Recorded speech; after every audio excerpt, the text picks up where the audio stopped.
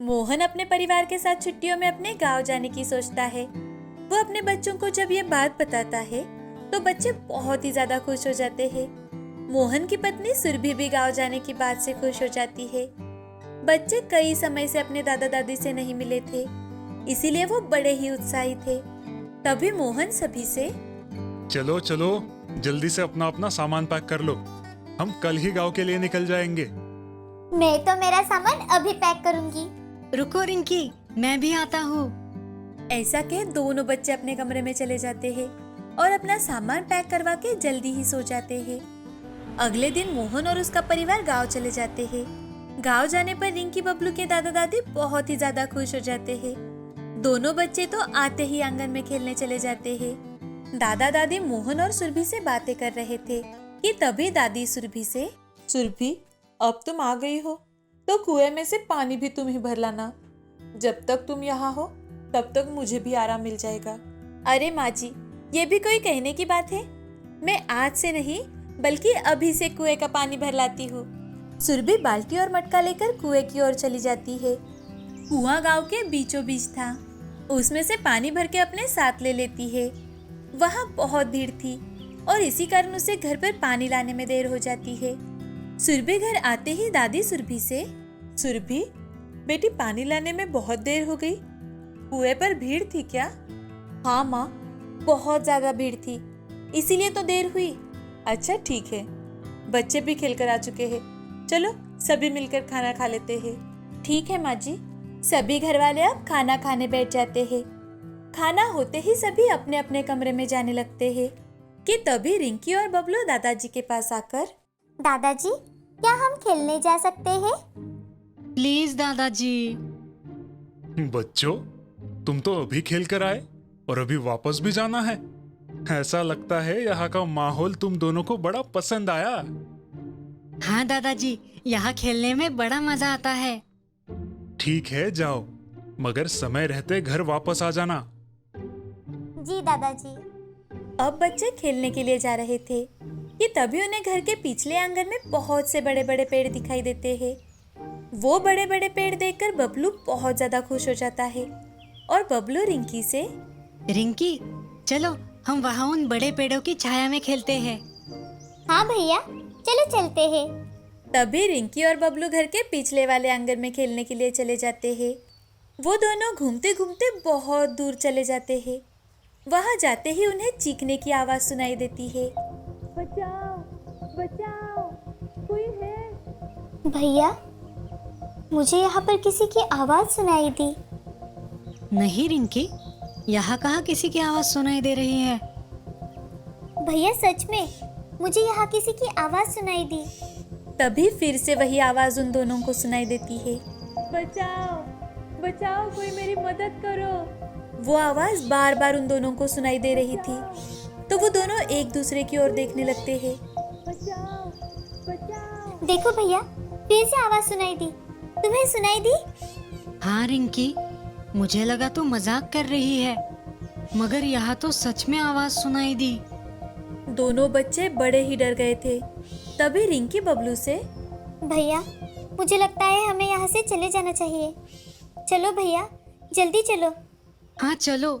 दोनों बच्चे अब घर की ओर भागने लगे कि तभी उन्हें फिर से आवाज आने लगी, बचाओ बचाओ, मुझे कोई तो बचाओ, मैं यहाँ कुएं में हूँ, मुझे कोई तो बचाओ। रिंकी, मुझे लगता है कोई कुएं में गिर गया है, हमें उसकी मदद करनी चाहिए।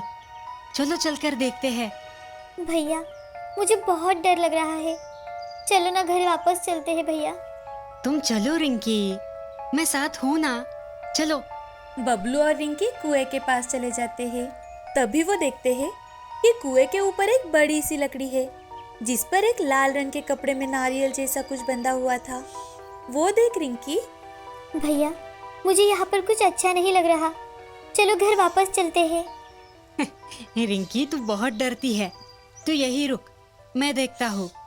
बबलू कुएं के पास जाता है और वहां पर लकड़ी पर रखा हुआ नारियल उठाकर फेंक देता है और लकड़ी को वहां से हटाने की कोशिश करता है, लेकिन लकड़ी वहां से हिल भी नहीं रही थी। वो अपनी पूरी ताकत लगाकर लकड़ी को वहां से निकालने की कोशिश कर रहा था, कि तभी वो लकड़ी पानी में गिर जाती है और लकड़ी पानी में गिरते ही बबलू को जोर का धक्का लगता है और वो दूर जाकर गिरता है। तभी रिंकी, भैया भैया क्या हुआ तुम्हें? तुम यहाँ कैसे गिर गए? मुझे पता नहीं रिंकी, मगर मुझे ऐसा लगा कि किसी ने मुझे जोर से धक्का दे दिया हो।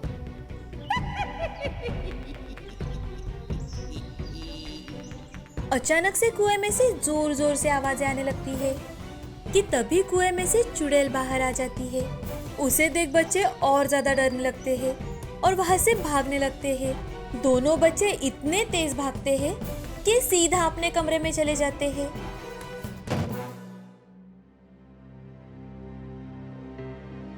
भैया भैया ये भूत हमें कुछ करेगा तो नहीं ना भैया?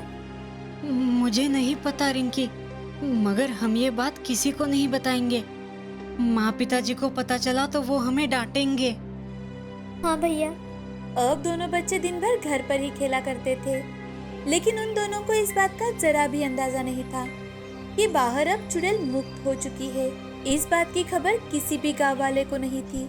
अब चुड़ैल ने तो गांव के 4 कोण पर अपना डेरा जमा लिया था। धीरे धीरे कर गांव के लोग गायब होने लगे थे। गांव वाले उन्हें ढूंढते थे, लेकिन वो कहीं पर दिखाई नहीं देते थे। तभी एक दिन सरपंच जी के घर पर बड़ी पूजा का आयोजन किया गया था। घर में बहुत सारे मेहमान आए हुए थे, साथ ही पूरा गांव खाना खाने के लिए बुलाया गया था और इसी कारण घर का सारा पानी खत्म हो गया था।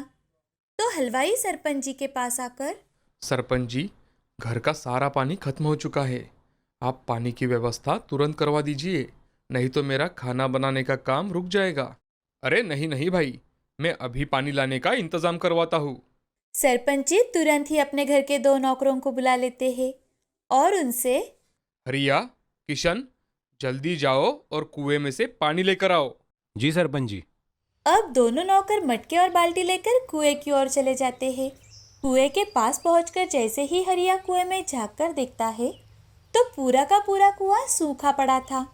तो वो किशन से, अरे किशन चल यहाँ से, इस कुएं में पानी नहीं है भाई, चल कहीं दूसरा कुआं देखते हैं। हरिया की बातें सुन किशन कुएं में झांककर देखता है तो उसे कुएं में पानी भरा दिखाई देता है।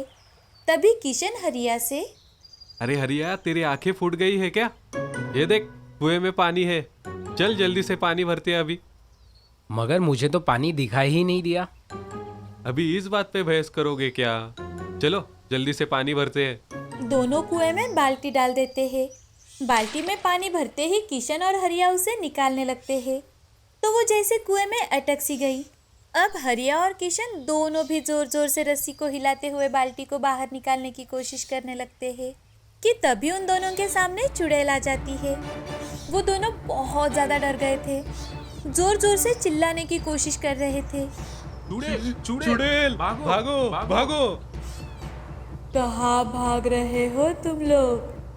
पहले पानी तो भर लो। ऐसा कहे चुड़ैल उन्हें रस्सी से बांधकर कुएं में डुबो देती है।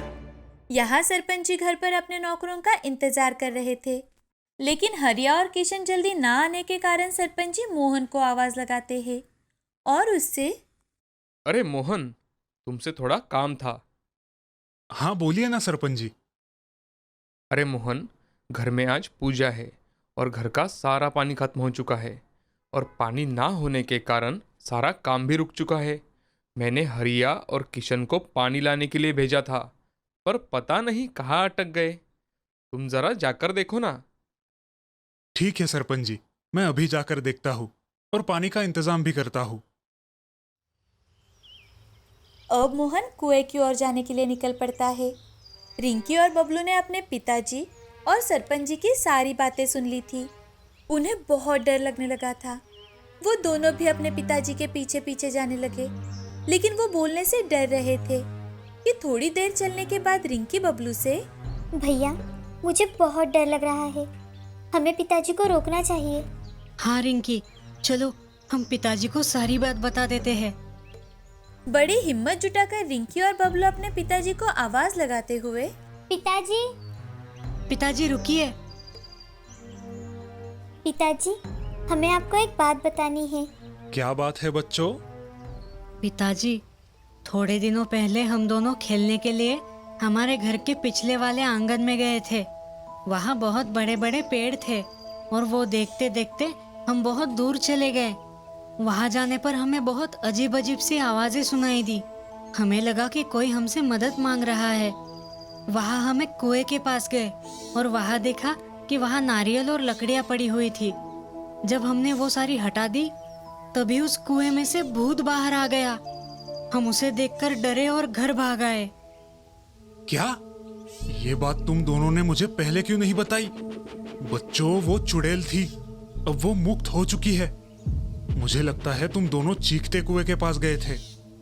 हे भगवान, उस चुड़ैल ने लोगों को कुछ कर ना दिया हो। चलो देखते हैं। अब मोहन अपने साथ कुछ पूजा की सामग्री ले लेता है और साथ में नारियल भी ले लेता है। मोहन कुएं के पास जाकर पानी निकालने लगता है कि तभी उसकी रस्सी कोई उसे अंदर से खींच रहा हो, ऐसे लगता है।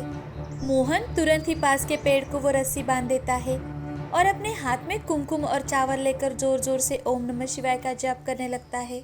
ये सुन चुड़ैल कुएं से बाहर आ जाती है और जोर से, कौन पढ़ रहा है ये मंत्र? कौन बोल रहा है ये मंत्र? चुप हो जाओ, चुप हो जाओ। मोहन अपना मंत्र जाप बिना डरे बिना रुके शुरू ही रखता है। अब बौखलाई हुई चुड़ैल जोर जोर से रस्सी खींचने लगती है। तभी वो देखती है कि उसकी रस्सी एक पेड़ से बंधी हुई है। ये देख चुड़ैल को और भी ज्यादा गुस्सा आ जाता है और वो, तुझे क्या लग रहा है, तू ये मंत्र पढ़कर मुझे फिर से इस कुएं में कैद कर पाएगा? नहीं, ये कभी नहीं हो पाएगा। तुम्हें क्या चाहिए? तुम क्यों यहाँ वापस आई हो? मैं सदियों से इस कुएं में कैद थी, मगर इन बच्चों ने मुझे आजाद कराया। मैं कितने सालों तक चीखती रही, चिल्लाती रही, मगर मेरी चीखें किसी ने नहीं सुनी, किसी ने नहीं। इसीलिए मैं लोगों से बदला ले रही हूँ। अब मैं एक एक करके सभी गांव वालों को मार डालूंगी। उसकी बातें सुन मोहन डर जाता है और अपने हाथ में रखे कुमकुम और चावल चुड़ैल के बदन पर फेंक देता है। कुमकुम चुड़ैल के ऊपर गिरते ही चुड़ैल जोर जोर से चिल्लाने लगती है। तभी मोहन अपने साथ में लाए हुए नारियल को एक लाल कपड़े में बांध देता है और उसे कुएं में फेंक देता है। जैसे ही नारियल कुएं में गिरता है तो कुएं से आग की लपटें बाहर आने लगती है। चुड़ैल मुक्त हो जाती है। ये देख मोहन और बच्चे बड़े खुश हो जाते हैं और फिर कुएं में से पानी भरकर सरपंच जी के घर लेकर आते हैं। सरपंच जी के घर की पूजा अच्छे से संपन्न हो जाती है और फिर मोहन उन्हें सारी बात बता देता है। ये सुन सरपंच जी मोहन से, मोहन, तुमने सही समय पर सही निर्णय लिया है। हम तुम्हारे बड़े शुक्रगुजार हैं।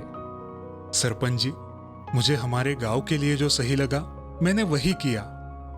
ऐसा कह मोहन घर लौट आता है। अब सारा गांव चुड़ैल से मुक्त हो चुका था। सभी गांव वाले हंसी खुशी गांव में रहने लगे थे। आगे से उस गांव में कोई भी गायब नहीं हुआ। मोहन भी छुट्टियां खत्म होने पर शहर लौट चुका था और गांव का चीखता हुआ कुआं अब शांत हो चुका था। इस कहानी से हमें ये सीख मिलती है कि कठिन समय में हमेशा सोच समझकर काम करना चाहिए।